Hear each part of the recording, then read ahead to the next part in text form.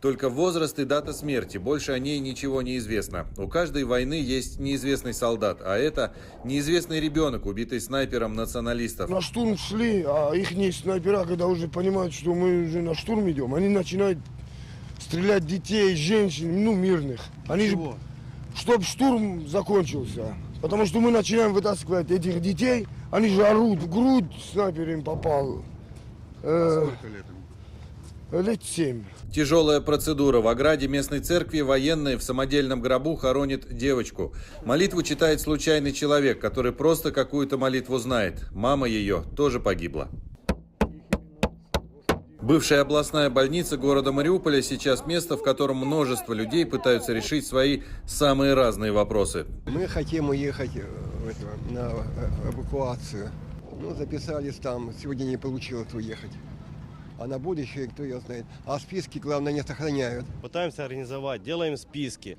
Появляются новые с детьми, мы их вперед пропускаем. Те бегит, я 358-й, вы меня должны были пропустить. Но если дети появились, куда мы их денем? Мы по-любому будем вперед сажать. Мы и раненых перевозим, лежачих. Сама больница работает сейчас скорее вопреки и каким-то чудом. Сложно это представить, но в данный момент людей лечат вот в этом здании. Больных ежедневно становится больше, лекарств не хватает, ничего не хватает.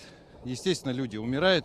И количество вот таких стихийных могил на территории больницы тоже с каждым днем увеличивается. Людей лечат и спасают. Не уехавшие врачи живут в больнице уже 3 недели. Хирургия у нас есть. У нас нет анестезиологов, у нас нет травматологов. Это полевая, военно-полевая хирургия, если вам объяснить. Это жесткая хирургия.